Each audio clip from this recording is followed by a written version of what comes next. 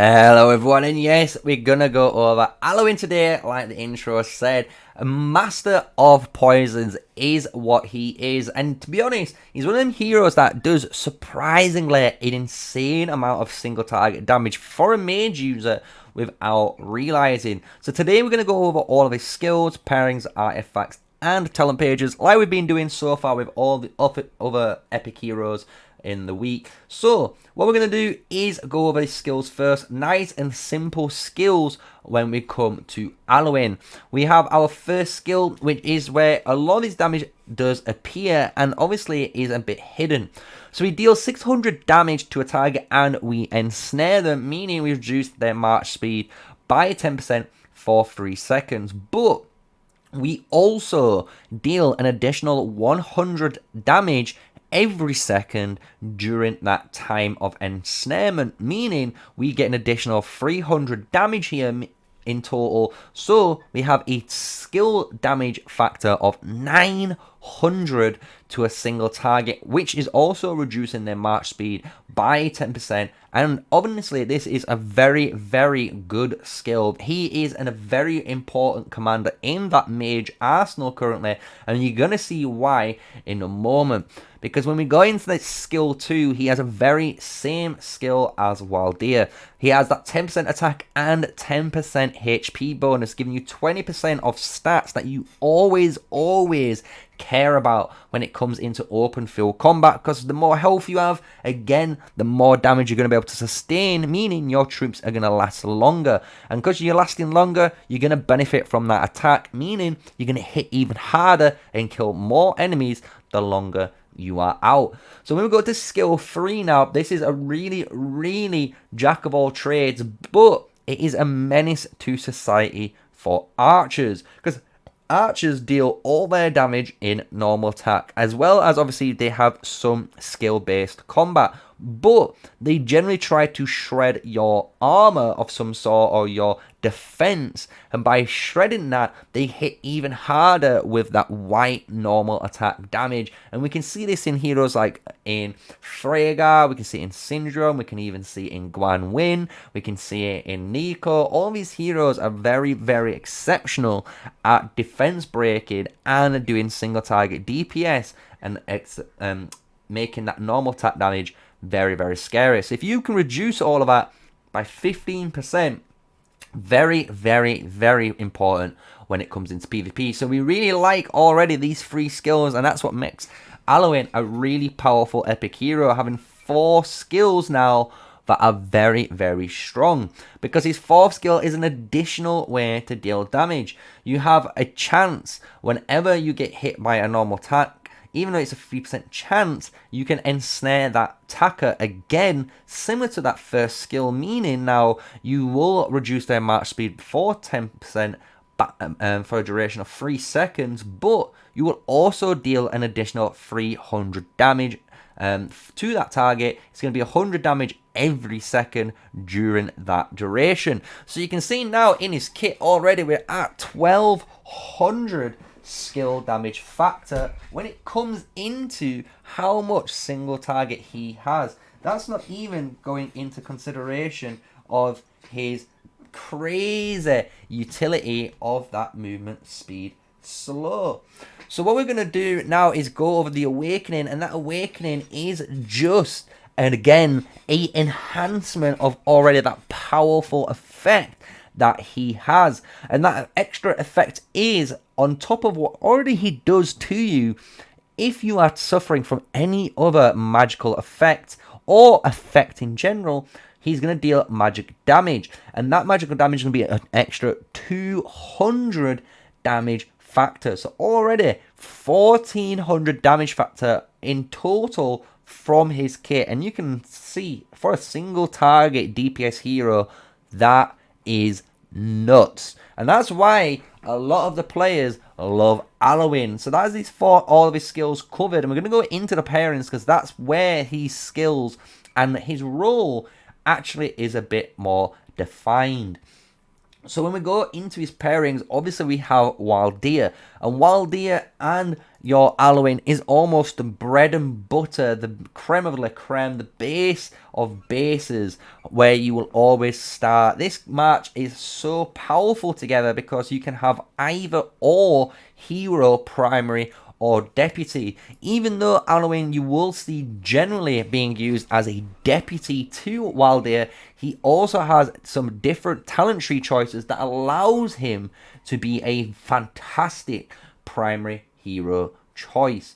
We do get that Atheist you would use to make this match even tankier and more single target focus with that 800 damage factor, but which is more impressive is the rage generation. 60 rage generation is nothing to laugh at, and the fact that you're going to be able to activate this hopefully when launching a normal attack every 1 in 3, this will give you a nice boost in that rage generation department, meaning you can now fire off that awakened skill way more often. So another upgrade now when we're going into it is stuff like Fear and also Valen. These are 2 heroes that you can imagine at legendary status if you put these as the primary and you would have your Alwyn as a deputy. It is a fantastic choice again, and the reason is due to the continuous damage factor he is dealing and the availability with the talent trees that we will go over very shortly. To finish it off for the mage players that do have access to her, while Lilia and your Alwyn is going to be perfect together. And the reason is he's going to give that Lilia all the stats that she cares about for PvP, as well as you also can double down on continuous damage factor, meaning any of these scorch triggers that deal damage every second is going to get amplified too due to the talent choices that you can pick with your amazing Alwyn. So we're going to go over Alwyn's artifacts next, and then we will finish off with the talent trees like always. So with all that said, we have quite a fair number you can run on him. In my eyes, I do like using Alwyn with the Breath of Gigantis when you have access to it. When we see players use this, it deals a bit of damage, but more importantly, it defense breaks them so you can get that awakened trigger more often and you hit even harder. So it's a really cool support magic artifact that you can be using right now with this March. You also can be using the Infernal Flame. The Infernal Flame, great PvP artifact. Again, it's going to put another effect on them because of their Scorch trigger. And because this is a Scorch trigger, you will now trigger the Awakening of 200 extra because it's another effect for your Alwyn. You can also use the basics stuff like your amazing Phoenix Eye. Phoenix Eye is always a staple in the game, no matter what match you're going to be using. It does a ton of AoE damage and really good in the starter seasons of the game, especially similar to the Magic Bomb. Very similar, you can use this early game, late game, free to play. It's going to get a ton of use when you're using it in PvP, and that basically sums it up. You could try using some of the supportive ones like the Tear of Arbon as well for your Alwyn, but in my eyes I don't like too much healing. I'd rather bring the damage artifact and allow our alliance members to bring the healing. So that's all the artifacts, pairings, skills covered. So the only thing that we're going to go over now is your talent pages. So if you've enjoyed the video so far, smash a like, comment and subscribe to the channel. My name is MrSneakyy, an official Call of Dragons content creator. And with all that said, let's move on into the talent pages. So now let's go over the talent pages for Alwyn. Like always, the Holy Trinity, the attack, march speed and health will always be your foundational talent. So if you've not learnt that yet from my channel, I don't know what you've been listening to, but on this channel you will always in your foundational talents go health, march speed and attack. But what we're going to go over is the control tree first, and we're going to call this the Backstabber build, and this is the base build that you're going to be using for other trees too. So the reason why I say that is this is your primary powerhouse in rage generation. So the Backstab build is pretty simple. It's all about maximizing your rage generation while maximizing Backstabber. So Backstabber is whenever you put a debuff on your enemy, you're going to also deal 2% more damage for 5 seconds, which is a very, very powerful ability to have within your talent set. So what we do is as follows, and the reason I go the way I do is pretty simple. We have our march speed and rage generation. We're going to need to take obviously these two because we have to force the march speed, and we also need the rage generation for our mages. But in the first option tree, you can have 3 different choices. They're all up to you. The defense will give you more normal attack damage reduction against archers, which is really good.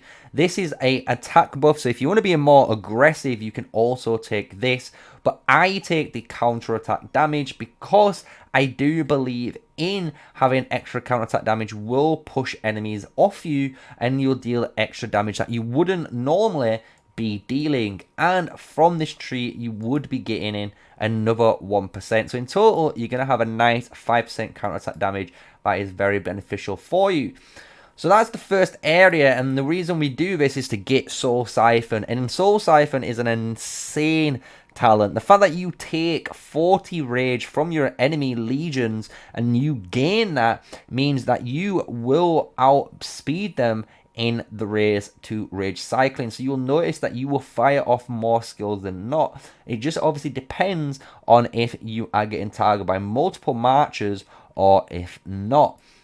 From here, what we do is now start to explore and take advantage of the Backstabber build. So we put 4 points in to get 3.2% extra skill damage, and we only put 1 point into blindside. And the reason why is whenever we enter battle against a enemy legion, we will reduce their march speed by 6%, which is now a Backstabber trigger for our march, giving us that extra 2% damage. We also gain any sort of rage generation whenever we get hit by skill damage, which we always will do eventually because obviously this is PvP combat. So we're going to be taking advantage of these 3 keystones here, giving you that amazing rage generation. From here, we will also have a chance of putting another debuff effect, and this is debuff triggers whenever we inflict another debuff. So what that means is whenever we ensnare our opponents, we have a 50% chance every time to put an additional debuff on that target, which increases their hero skill damage taken by 5%. So it's going to go all the way up. You're going to deal a ton of damage by doing this, and obviously debuffing your target with different talents as well as your skills. We finish off with the build, obviously, to give us ourselves another debuff effect. Rutician is the amazing silence, so you get a cool effect to round off Backstabber while going in the control tree. And by doing this, I would always go into the magic tree. And the reason why we go into the magic tree after the control tree is to go straight up to get more damage and rage generation, but more importantly, to inflict Magic Maelstrom. And Magic Maelstrom is a debuff effect that will obviously trigger Backstabber, but more importantly with this build, it will obviously shred their defense, meaning they're going to get taken, you know, even more damage by 10%. And then you've got the Backstabber trigger on top. So you can see this scales and can do some really scary damage if some of the line stars all align up. So that is the control tree. If you want to take a quick picture of it, there we go. You know, you can go back, check it out. We will talk about the magic tree, but it is straight down the middle. And then you can put your last point into infantry counter tactics. So now we're going to the second tree, and this is what I call the insult to injury tree. And this is, again, another fantastic PvP tree, but instead of relying on different buffs from the control tree, you're going to go for raw damage output.